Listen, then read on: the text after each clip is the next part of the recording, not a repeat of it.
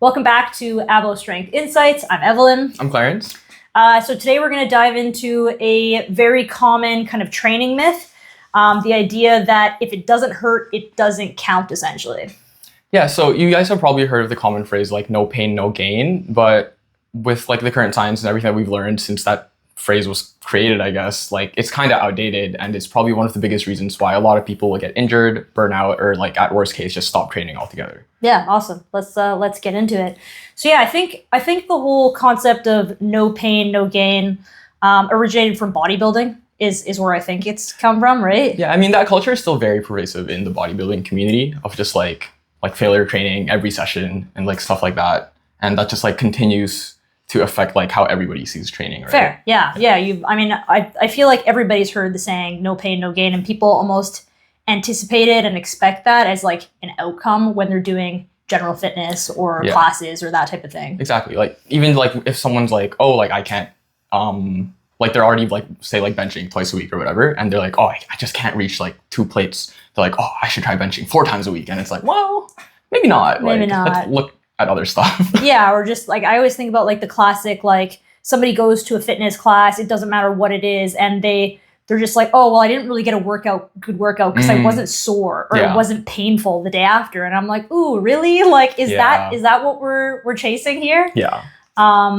Yeah. So I guess that could kind of be their next point is like I want to talk a little bit about the difference between like pain and something that's challenging, essentially. Mm-hmm. So yeah, what are your thoughts on that, Clarence? Well, to really progress, you're gonna have to challenge yourself in the gym, right? But challenge doesn't mean that like something's gonna hurt, and it also means that you know when to challenge yourself and also when to like scale it back and like listen to your body and like all the different like proxies of progress and fatigue and balancing that out, right? Fair. Yeah. And I mean, I think like to that point as well, a lot of times when we're chasing that like quote unquote pain, essentially, like we said before and like you mentioned earlier, like that is a recipe for disaster in terms of getting injured. But then I also think of it in terms of like burnout in the gym, terms of consistency. The number of people that it's like, okay, maybe you're new to training and you're like, yeah, like I've got, my New Year's plan is to start going to the gym, and you just go like balls to the walls, like full out, and like you're expecting to be sore, but it's just not sustainable. Now you're painful and like, or you're in pain and super uncomfortable, and like, why are you going to want to come back to the gym, right? So yeah, that's kind of something I'm always thinking about in the back of my mind. So yeah, like you want to push hard, yes, but it needs to be sustainable.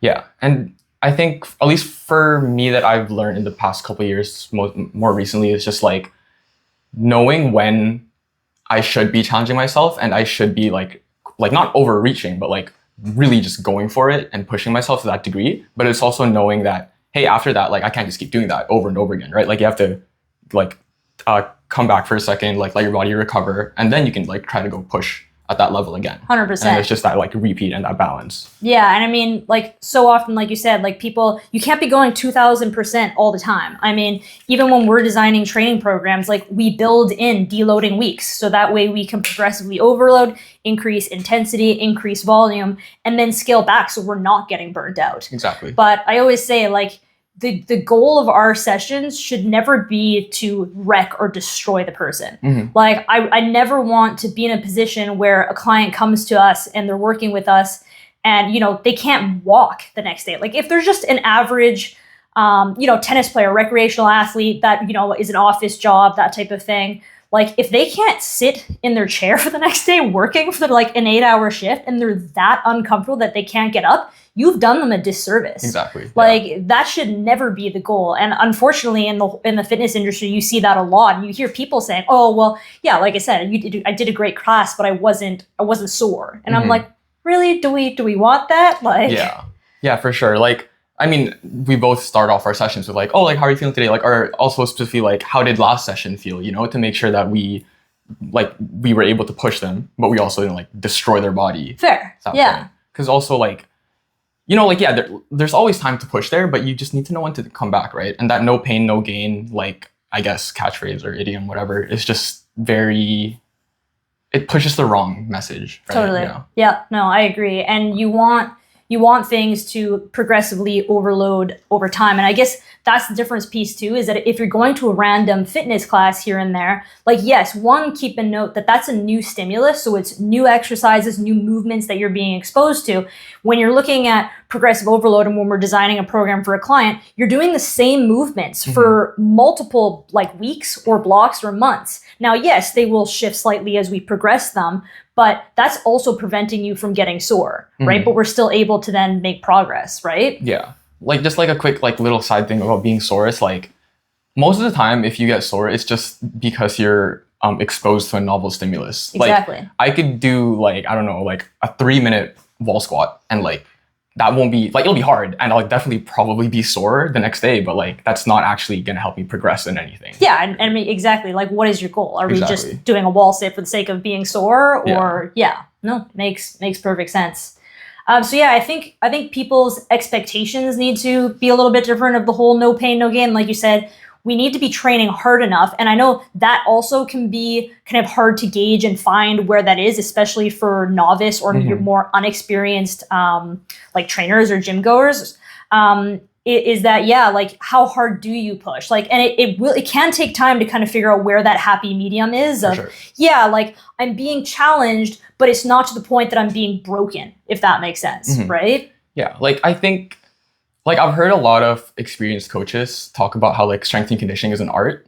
And the more I learn, it's just like how true it is. Cause like, I feel like that's really one of the main things that make S&C an art is just like knowing like when to push it, when to scale back, when to just balance all that out within one program and help facilitate the client's goals and everything like that. Totally. Yeah. And I think that, like you said, alone is differentiating maybe that whole concept of no pain, no gain from more of a like fitness general type, maybe bodybuilding, which it's a sport in itself compared to more of like a performance, longevity, sustainable type thing. Not necessarily just speaking athletes, but just talking about like longevity essentially. Yeah. Right? Yeah. What else? So what else should we mention? So like if we're not chasing pain or chasing soreness, whatever, like what should we be chasing and what do you think that would actually look like? Yeah, so we've touched a little bit on that in terms of like progressive overload, making sure that things are getting challenging over time. But then I guess also the other piece is movement quality as well. Like we want to be moving better, right? What are points that you think too? I think just like touching on the like recovery aspect of it briefly, because that is the second half of like S&C that a lot of like just regular gym goers and just like novice lifters just have no idea what it is and how to like when should I take a break, right? Totally, yeah. And I think like, also like how to not feel bad about taking that break, because if like a new client comes to us and they've been pushed towards like that no pain no gain, and then suddenly like they're progressing really well, but then we do our pre-programmed deload week, and then they're like, oh, like why? It might confuse some people. Totally, yeah. And I think, like you're saying too, a lot of people with the concept of no pain, no gain, now they're like, well, it wouldn't necessarily they don't understand recovery, but it's kind of like I don't know if they've really lost, like, I don't know what I'm trying to say here, but essentially the recovery is so important, is basically what I'm trying to say. And a lot of times with the whole no pain, no gain thing, we're essentially forgetting about that and how important it is. Like, you are making gains during your recovery. The recovery is just as important as the actual training. And a lot of times you hear the concept of like, instead of like outwork your competition, like outrest them, out-recover them. And that's a big thing in terms of the S&C is I mean, we could write somebody the best program in the world. But if you're not recovering, it doesn't matter. Like, you are not going to adapt to what we've created for you. Yeah. And I think that is probably a huge piece of it as well, right? Yeah, like it's like like to very like make it simplified, like you're not building muscle in the gym. You're building muscle outside of the gym when you're recovering, when you're sleeping, when you're eating. Yeah.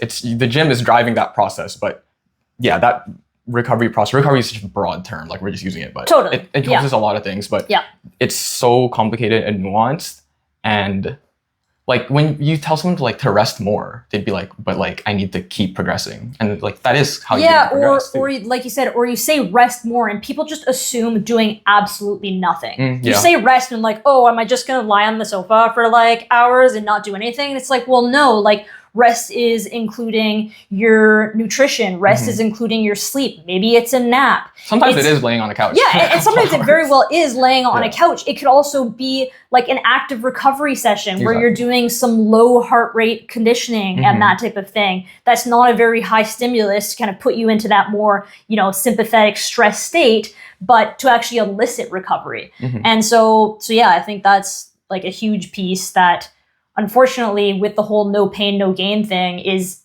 masking a lot of that recovery and all the other important stuff that's needed to actually make gains, make actual gains over time. Right? Yeah, exactly. Yeah. Sweet. Do you have any other points there? I think so. Yeah. Just like, just probably like the main message of this episode is just there is a time to challenge yourself, but there's also a time when to pull back. And that no pain, no gain like phrase, or I don't know, I guess motto that honestly some people probably live by. It's just a little bit outdated. Fair. Sweet. Yeah. So yeah, next episode, we're going to talk about, I guess a common thing that people are asking all the time is about core training. So what it actually is, what it isn't, and how is kind of an effective way to train core, quote unquote. We'll describe it a little bit more in the next episode. And of how we essentially will transfer over into real life. So, yeah. That'll be a good one. There's a lot of very unknown or just like misconceptions that a lot of people don't know about core training. And like, Yeah, sweet. Awesome. Thanks, guys, for listening.